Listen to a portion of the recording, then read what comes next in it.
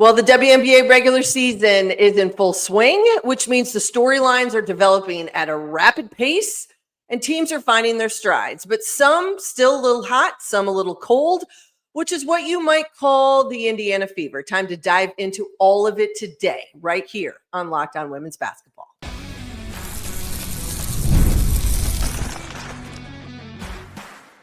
You are Locked On Women's Basketball, your daily podcast on women's basketball. Part of the Locked On Podcast Network, your team every day. Happy Monday, friends. It is June 30th, 2025. It's a holiday week, and so we just need everybody to put your head down, get to work so that you can get to the long weekend and the 4th of July holiday. Hi, everybody. Missy Heidrick. Welcome to Locked On Women's Basketball. Thank you for making us your first listen every day, part of the Locked On Podcast Network, your team every day. And today's episode is brought to you by FanDuel. Right now, new customers can get $150 in bonus bets when your first $5 bet wins. Well, the WNBA season, it's off and running. And as we said, we got dozens and dozens of storylines. They are emerging from East Coast to West Coast. Some teams we expected to be at the top of the standings are not, others surprising some people along the way. We've got injuries, day-to-day availability, waivings, signings. We got it all, and there's games going on as well. The first part of the season has not been maybe as smooth sailing for the Indiana Fever as a lot would have thought, and it's been filled with a bit of drama too. So here to take the temperature of this Fever squad with me, an Iron Man of Indiana professional basketball coverage, host of Locked On Pacers, covering the Fever as well. And I know someone who really, he hasn't slept since April, folks. Tony East is here. Good morning, Tony. Happy Monday to you, my friend. We've got big storylines that we're going to hit on in just a moment, but I don't think everybody appreciates the fact that for someone, I think fans out there say, oh my God, my favorite professional team is in the playoffs. And now they're going to the NBA Finals or the Stanley Cup Finals. But the beat reporters, they're the ones that really have to live and breathe it on a daily basis. So the fact that you are still standing, God bless you. We are not going to talk about Achilles heel injuries whatsoever today. That is not a topic of conversation. Thank goodness. What I do want to start with, though, is kind of a bombshell of news that has been dropped on all of us here this morning, Monday, June 30th. Announced by the WNBA and the front office and leadership of this league is that there is going to be expansion coming in the next few years. And it is big news that is part of what is going to happen with the future of the WNBA. Huge, huge, huge. Detroit and Cleveland and Philly, we were all like, oh, which one of them will be the 16th team? Now, how about all three, right? So that's a huge, huge, huge moment for the W, and to be able to roll it all out at the same time, I think is a big deal too. Like for a level of seriousness shown and towards expansion efforts, it's the right time to do it. It will be a very interesting decade looking back at the W, where it's like a 12-team league and then 13 and then 14 and then 15. And then these all roll out different years. So it'll be 16, 17, 18 in that consecutive tree. I'll be very curious about that rollout and expectations for the league growth. But this does show a lot of, Kathy Engelbert always talked about how for her, it wanted to be the right time. And I think the on-ramp of popularity the last 2 years went way up really fast. And that made it the time to say, okay, we have the attention, we have the eyeballs, and now we have the money. Let's add some teams. Let's go. Because they're clearly good players. Like every day I see a new team playing. It's like, oh, Haley Jones is on a team for one day, right? Like there's good players who can't even be in the league. They have enough talent for expansion. They have the resources for expansion. Like it's been time. We all knew it. And now it really is time. So while everybody, including me and you, were both like, whoa, wait, what? 3 teams? Wait, different years? Wait, what's happening? Oh, they're all right by where I live. It's great news for the league. Yeah, it is. Well, in Toronto and Portland, they come online next year. As you said, it's Cleveland in 28, Detroit in 29, Philadelphia in 2030. It has been reported all of these have NBA ownership groups engaged. Yep. It's also been reported a $250 million expansion fee paid by these 3 separate franchises to bring on new W. So the fit, the progression, the investment, it's all there. All of the things that we've been talking about. And I think you and I have talked about this before. It's always been one of maybe my biggest beefs with the W, as I think globally. over the past few years, we've watched really good talent, new up-and-coming college talent, people that have followings, young women who are really good players that could play at the next level, and they don't have a spot because of roster limitations. Yeah. Expansion helps grow it, grows the game in a variety of ways. And Golden State's good now. Like, they just started, right? Like, clearly it's not just like, oh, the fringes of the league are having trouble getting in. Like, legitimately talented, good players are right there ready to go. It's, I wondered if that would make the league go, oh man, like, we're so psyched we got Golden State in and they're 5-39. Like, Right. like they're like every night everyone's like, dang, we don't want to play the Valkyries. So there's clearly something ready for it. And I think we saw with a little hiccup the start stop the first time in Portland that they do very much value arena availability like immediately, especially if they know it's in a city with an established basketball fan base. And so I think that it's very obvious to me that is part of why they were like, look, NBA owners, they have a big arena in Detroit and Cleveland and Philly ready to go already. And Philly, obviously very notably, is the last team that will start of this, is redoing, I believe, or their arena. Wells Fargo's getting redone, so they'll have nice facilities, presumably, assuming they play in the same place as the 76ers. So I assume that is a massive part of why they made these decisions as well. So given that what their values have been when choosing teams in the past, this all kind of fits into that nicely as well. And hopefully no hiccups. And look at that. We already have team names for two of these teams. I not in these announcements, but from the past. Bring back the Rockers. Make it all go. It's old school, and that's might be exactly what it is. All right, let's flip the page, my friend. Let's start to dive in and talk about this Indiana team. And as I said, I feel like we are taking a temperature, and it's no pun intended, but I'm trying to like put my basketball brain around it. And you have to step in, like you step out from a on the floor X's and O's. You think about it globally, 60,000 feet into the trenches.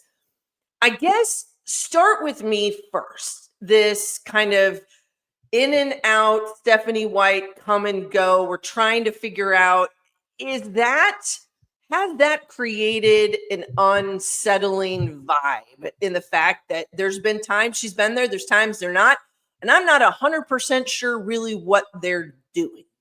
Yeah, the whole season I'd characterize by that, even beyond her, like the whole roster, and we'll get to that, but it certainly doesn't help that in a year where they changed over half their team and the front office and the entire coaching staff, and so everything is new, right? Like you're trying to figure out your system, your time of day when you're practicing, how often you're going to practice. Everybody's new. Hello, who are you again?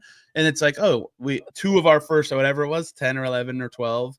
I can't remember the second game it happened. Games they had Austin Kelly filling in, and Austin Kelly was with Stephanie White last year in Connecticut. They clearly have synergy on a staff together. It's not like this is like, what are we going to do? But it's just a lot of that has kind of been their season. Is just like someone is filling in a role that is different than their day-to-day typical activities. It was certainly personal reasons for Stephanie White. I think people connected the dots that Lisa Salters was away from the finals at the same time, that it was a family thing, right? But that makes things harder for a Fever team trying to establish and build something. And like, if it was 9 players from last year's team, right? And to be clear, like most of their better players that have the ball out are back, but still, if it was 9 players from last year's team or 10 or whatever, and they had familiarity and it was just a new system, like they probably would have hit the ground running a little sooner. But establishing all of that and having the in and out nature of every part of their team is just really hard to kind of work through. And they actually did pretty well in both games that Kelly filled in. It's just that to me is just like the face of, and we'll talk about it with all the, the Bonner of it all, the Clark injury of it all, just the entire kind of theme of their season so far is like, yeah, I can tell you what I evaluate of their 8-8 record, but does it actually say anything about them if we haven't, they've had their whole team for 2 games? Yeah. No, I think you're right. And I think 8-8, because we're talking about high expectations, big goals, all of the things that everybody always talks about, right? And then you're looking at, for instance, a team like the Valkyries, brand new onto the, into the scene, figuring out a way to win games, beating the Fever, like doing these things along the way, trying to find some continuity. And it just seems like that's been what's been missing the most. Totally. And,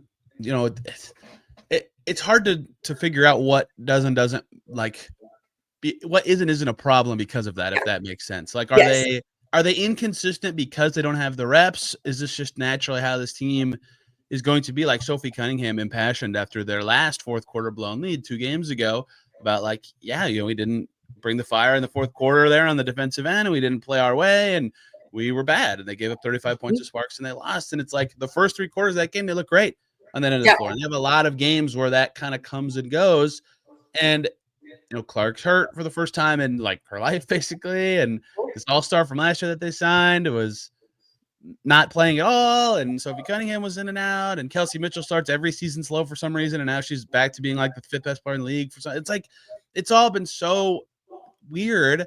And they haven't had, like, finally, if Clark returns, they will have the whole team they expect to have for like maybe the 5th time the whole season. But even that is different because it's Ari McDonald instead of DeWanna Bonner, which has been good for them. It's so hard to, I will at some point talk about it, but it's just so hard to perfectly evaluate how good I think they are because of all that. No, I would absolutely agree. Okay, in a moment, more with Tony. We got to break down the ups and downs with this roster, where it leaves this Fever team as they're heading into the month of July. Well, summer sports are in full swing, and whether you're all about baseball, under the lights, golf on the green, high-stakes soccer action, FanDuel is the best way to make every game even more exciting. You're already following the action. Why not make it a little bit more thrilling? With FanDuel, you can get in on the game while your friends are getting sunburned at the beach. Use FanDuel to track your favorite matchups. The app keeps it fresh with new daily promotions and fun ways to bet. It's easy to use, fast to pay out, and makes even regular season games feel like must-watch events. Whether you're placing a same-game parlay or watching a bet ride into the 9th inning, FanDuel makes you feel like you are part of the action. New to FanDuel, new customers can bet just $5 and get $150 in bonus bets if your first bet wins. Open the FanDuel app today or visit FanDuel.com to get started. Hi, everybody. Missy Heidrick. Welcome back to Locked On Women's Basketball. Tony East is here with me on a Monday morning. We've got big news in the W. 3 new franchises are going to be joining by the time of 2030, but we are diving into old things about this Indiana squad. All right, Tony, let's talk about the roster shakeups, because I feel like this was like drama that you're not 100% sure like what we're really dealing with. DeWanna Bonner comes to this franchise. She had played for Stephanie White. She'd spent 5 years in Connecticut. She's 37 years old. Her production is down. She missed 5 games. Then she's waived. And it's just the idea that this didn't work out. That has a lot of weird connotation to me. And so that's what I've been trying to figure out. Help me do that. Yeah, it's so easy to say that when this is how it ends. So the odd part of the ending is, like, you've watched and covered the W for a while. In-season trades are so hard. Like, that seems like where everybody would have liked this stand, is like trade her to where she wants to go. But like, even legally doing a trade that makes sense for the Fever is challenging. And also, if you're another team, like, Bonner didn't play particularly well this year when she played. It makes a lot of money. Like, what are you giving up? Why are you giving something up for her when you know this is a possibility? So the ending being a waiver does make sense. It's like, okay, you are literally not giving us anything. You are not with the team right now. So that's really awkward. Like, they just signed her, and they should have been very excited about doing so. This is a 6-time All-Star who was an All-Star last year. Like, great historic Hall of Fame level player.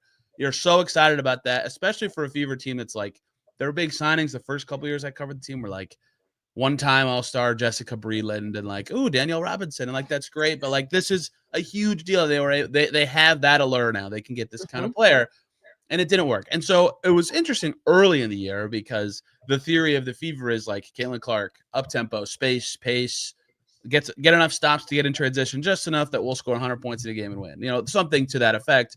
Yeah. And okay, I get how Bonner could fit that in theory. Like, she's been a good defender. She's like a smart player. She'll space well. But like, I don't think of her as just some like up-tempo wizard who's going to be flying around all the time, right? So I wondered how that would work. or if she'd be better in lineups without Clark, and it'd be like, the Bonner and Mitchell show in those moments. But she just, like, basketball-wise, beyond whatever she thinks of her life in Indiana, was not a fit, right? It was very clear early that Lexi Hall was a better fit in most of their lineups, and that's why she became a starter. It was reported in a few places that, that was part of Bonner's unhappiness, was not starting, or like her minutes situation, or at least like strongly hinted at in reports, maybe not directly said. So she came up, and I thought that was the right move. Like, Hall does fit to a T that exact style I described the Fever wanting to have. But if whatever the reasoning was, Bonner basketball-wise was not a fit. She shot it very poorly from the field. She shot a better percentage on threes than twos. Like, that doesn't, it's crazy to even say that.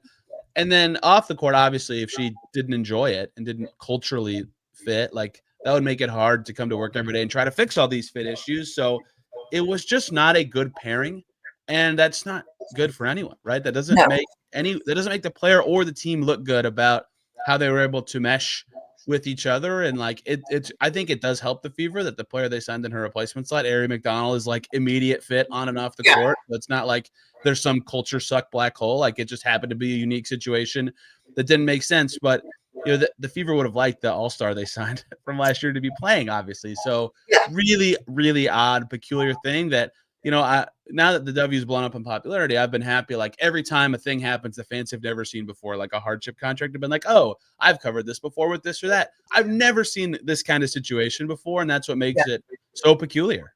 Yeah.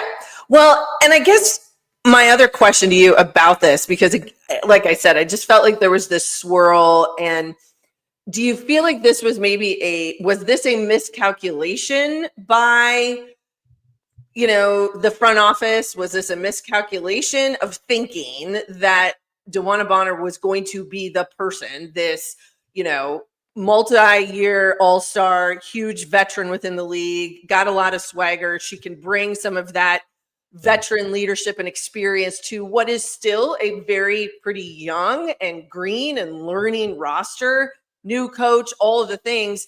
Was it a miscalculation, or is it just didn't really, she couldn't do what she used to be able to do anymore? Yeah. Miscalculation is like probably the most appropriate answer, even though it sounds so much more harsh than I would like feel like it was, if that makes sense. I know. But that's why I talked about the on-court stuff. Like, every single player the Fever had in the offseason, he's either won a championship or been in several finals, right? Mm-hmm. Cunningham, Colson, Bonner, Turner, all of them, right? Every single one. And so it's very clear how she fit into the values they were hoping to add to their team. And some of that intangible stuff, like, you don't miss on that. That's just what a player is. But if the fit's not right, the fit's not right. And so I think they thought that her coach from last year, with the things they wanted to acquire from a veteran level, did make sense. And sometimes you're just gonna be like, yep, we were wrong. Like, we thought this would go better than it was. And that makes it a miscalculation. And honestly, for them, you could, this is like a very Fever colored glasses way of looking at it, but like, if McDonald's is just better than her for the Fever, like, having a roster spot and more money to spend is better. Like, that is more worth it to them. So it is a miscalculation that they can, by kind of getting out of this early before contracts become guaranteed, at least rebuild the value of their team and put pieces back together. But I think that is the closest characterization of what happened, is they thought this would be something else on the court that it wasn't. And I think Bonner and AT are obviously engaged. Like, perhaps they would like to be in the same city again, maybe a miscalculation from lots of people. So pull the plug, get it over with, make your team better again. And I think, like you said, you make that team better with, now you bring in a spark. Ari McDonald back with the Fever. She's 26. I think she just does some very different things and fits this system. Let's talk about health, the injury bug as it continues to be with Caitlin Clark. Yeah. The quad injury early in the season where she missed multiple games. Now it's day-to-day with the groin injury. And they are looking at the championship of the Commissioner's Cup to be played tomorrow in Minnesota. Talk to me about Caitlin Clark and what you're hearing of where she is and what her status is. Always a good sign when she speaks at practice that she's on the good side of the mend, which she did on Sunday. Also was named an all-star starter that day, so I think that was part of it too. But I think that look, she always says she wants to play every game, and that her history says she's not just lip servicing us. She literally played every game of her career until this season, right? So clearly something serious here. And I just wonder, going from college season straight to W last year, and then a huge gap off, how that kind of trio of things in a row impacted her body. And then you get into a new season where you got all this muscle, and you've heard a lot of the chatter this year from players about how the 44-game season being squeezed into the same amount of time has been really challenging for a lot of players. Like I saw Kelsey Plum commenting on all these star players who are slumping with their jumper right now, being like, hey, we're doing a lot of games, guys. Like, it's a lot right now. You know, I think the All-Star break can't come soon enough for a lot of these teams. So I just wonder how all that together has impacted her health status, especially with all this stuff coming in the same side of her body. I don't know if the groin counts as in the muscle band of a leg, but you never know how this stuff works when you're favoring one thing or the other. So it's just been thing after thing, right? Preseason, and then 4 games in, another one, and then you come back and you're not playing very well, and then you're out again. So this would have been a nice gap without the Commissioner's Cup championship game for her to kind of rest and recover. But she, like I said, wants to play every game, and it just so happens to be the Commissioner's Cup title game, which is like a big moment thing for the league. And it's against the Lynx in Minnesota, which was her favorite team growing up in her favorite place because it was as close to Iowa as you could get. So if you ask Caitlin Clark, I think she'd tell you she's playing Tuesday. I think that would be awesome for the WNBA if she was playing in the Commissioner's Cup title game. Excuse me, did I say Wednesday? On Tuesday. But you got to be careful as the Fever in a game that does not count for your record. And Stephanie White says all the time that they think long-term with injuries. And I usually think that's smart. Like they're not playing well right now, but they're going to be a playoff team. Like the cutoff between 8 and 9 is big enough for that. So making sure they peak at the right time is important too. So I would understand her not playing for lots of reasons, but I think the fact that she is determined to play and back to doing some things in practice would make me think that there's a pretty good chance she'll be playing Tuesday, but that is just a strong suspicion. All right. Well, we'll see whether or not, and I have a feeling by the end of today, and people may know more and or early tomorrow. All right. When we come back, we've got to break down some of not only Commissioner's Cup, but this Indiana team. They're headed into the heart of the season. What's the temperature for this group as they move forward?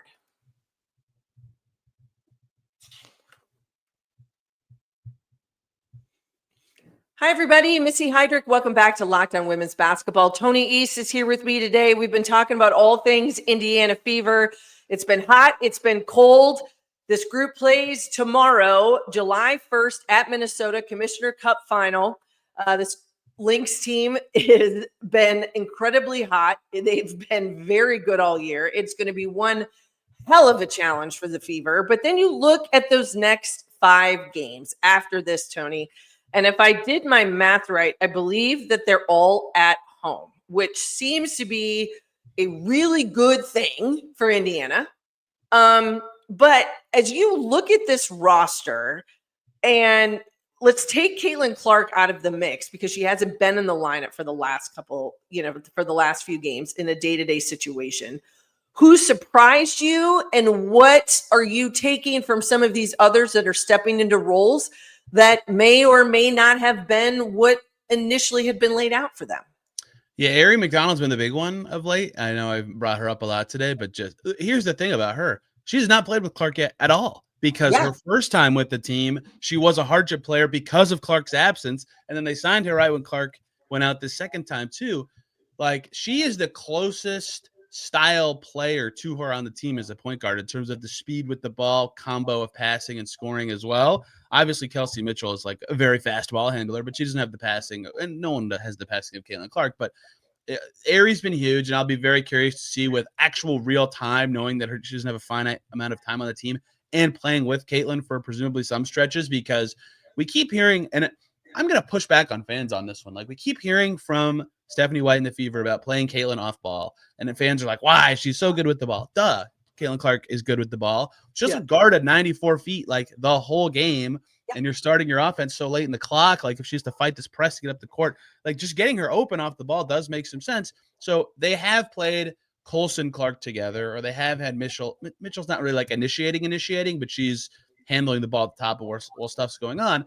Like, what does McDonald Clark actually look like? And then does this homestand give them a chance to really iron out something that could theoretically be actually a weapon for them? That will be interesting. And knock on wood, because this team's been so start-stop all season, they have very rarely had all 11 of their players healthy. They don't have Damiris Dantas for much of this because she's with Brazil for the AmeriCup games right now, but they'll be healthy at least. Like, do they show some verve and some pop and actually look better? Do they sign another front court player? They could really use one without Bonner or Dantas right now. Like, there's a lot of questions I have, but I think the biggest one is, does that McDonald-Clark thing allow them to do what they have been saying does make sense for them with Clark off ball? Because I get why the biggest fans of Caitlin Clark would say that's stupid. She's an amazing shooter. She's an amazing passer. Give her the ball all the time. And, like, yeah, their offense is very good when she has the ball, but the way she's guarded, teams are doing all they can to slow the fever down in those situations. If that actually can work, where she can pop off a screen to get the ball and then catch with an advantage already, that seems like it would go a long way. And I'll be very curious how they can kind of iron that out against not only a homestand, but like the Aces are pretty good. The Dream are pretty good, but like a somewhat easy schedule of home games. Like, could they get out of that 3 or 4 games over 500? Like, I think that's possible. So a chance to iron stuff out and come out of it and be like, oh, thank God, our record at the All-Star break is closer to where we hoped it would be. No, I agree with you. And people don't realize just how exhausting it is to have to be the person that has to do everything with the ball in your hand. And when you are guarded, as you said, as physically and as tight as she is, 94 feet, and as you mentioned, I think it's one thing people don't think too much about, and it's in the basketball weeds of execution, but that shot clock gets down deep. Now, all of a sudden, we're forced into some tough shots, not good looks. Right. There's really no flow to what you do. I go back, though, without Clark. Last time out over the weekend, 94-86. They hang on. They beat Dallas, Paige Beckers, Kelsey Mitchell with 32.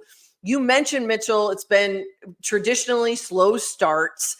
What stands out to you? She's played all 16 games. She's averaging almost 32 minutes, little shy of 19 a game. She's been that one kind of consistent factor that they've had for forever. For my whole time covering the Fever, the Kelsey Mitchell experience. This is every single season. Like, May is like rocky. It's like, oh man, she went what? She shot poorly. And then as soon, like, there's always one game in June where she pops off. In this case, it was literally the first game of June when they played the Mystics. Since then, 20.5 points a game on 49, 38, 72 splits with like better assist numbers, low turnovers. It's like, oh, Kelsey Mitchell's unguardable again because no one's as fast as her. And so she's such a fascinating player in that way that, like, when she gets hot from 3, you're like, oh boy, good luck. Yeah. And she's got this funky lefty shot. She's been really good recently. And they just beat Seattle a couple games ago. And Clark did play in that game. And even her just existence is obviously a positive boost to their offense. But she didn't play very well. She was like 3 for 8. That seems wrong. 3 for something high. Yeah. Like she didn't shoot well. She had a bunch of turnovers. And they won the game and still scored 94 points. And they only made 8 threes as a team. Like, outside of Clark, they were clinical in that game. Aaliyah Boston was awesome. Kelsey Mitchell was awesome. And I think that was their proof of concept. Like, see, this is what we believe with Clark playing better is possible for this team to have if any sort of consistency can actually be grabbed. And that's why Mitchell playing so much better after May every year is confounding, but certainly something that I think they should be encouraged about if/when their team actually does get fully healthy, because they do have another and even area in this too to bring her back up for the 1,000th time for some reason. Like, actually good ball handling play is happening elsewhere on the team now, on top of Boston's like, oh wow, level emergence.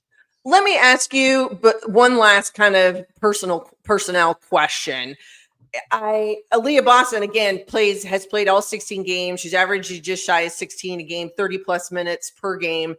Does Aaliyah Boston get lost in translation sometimes along the way, and people forget how really darn good of a professional basketball player she is? 100%. Like, before the season, all these player rankings come out. Like, I get what those are for. They're not actually really whatever. But I was like, why do people have Aaliyah like 15 to 20? Like, Aaliyah's really good on both ends of the floor. Like, really good. And this year she's fine. Last year she came into the season after 2023 Fever, where they were like slower paced and she could set a screen and take her time and read. And then it was like playing with Caitlin's like, go do this, quick. And she started really slow figuring that out. But once she figured it out, she was great. This year, no hiccups. Like, she started awesome.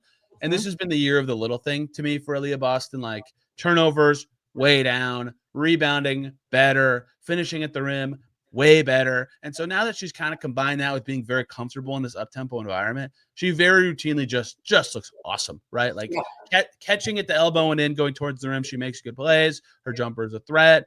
She's strong with the ball. She's got more patient post moves. She's just so good. And there are some games they've won on the back of that. She just had her first over 30-point game in that Storm game that I talked about. She made 13 shots as a post player, like going at NECA, like and Ezzy. Like that's a crazy good game. So she's been just sensational to me. And this is kind of the leap I think people thought she might have last year playing with Kaylin. It is here now. And it's been a lot of just like, she's a perfectionist at heart, like nailing these little things and really fitting into their system.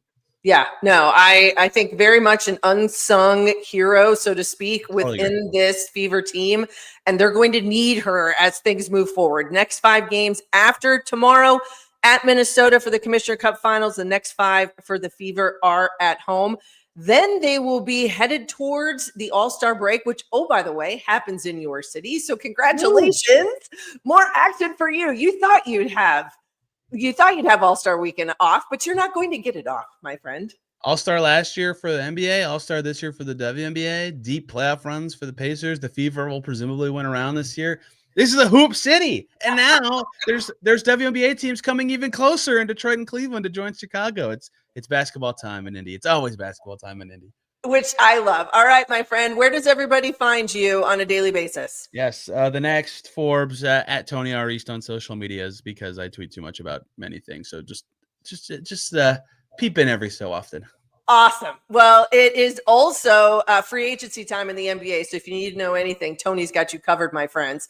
Thank you. I so appreciate you. We took the temperature and now everybody is up to speed. Come back to see us, everyone, here on Locked On Women's Basketball. All throughout the week, we've got you covered. You can find me at Missy Heidrick on the socials. Go to thenexthoops.com and see all of the amazing coverage that we have. Thank you for making Locked On Women's Basketball your first listen today. For your second listen, you got to go check out the 2025 Locked On NBA Mock Draft. They had 5 episodes. It was comprehensive and analysis. It's all of the college experts and the NBA draft experts as well. The 2025 dropped. It's on the NBA Big Board, Locked On NBA on YouTube, and wherever you listen to your podcast. If you didn't have Cooper Flag at number 1, folks, well, then I don't know what you were doing. Thank you for joining us today. Have a great holiday week. We will see you soon right back here on Locked On Women's Basketball.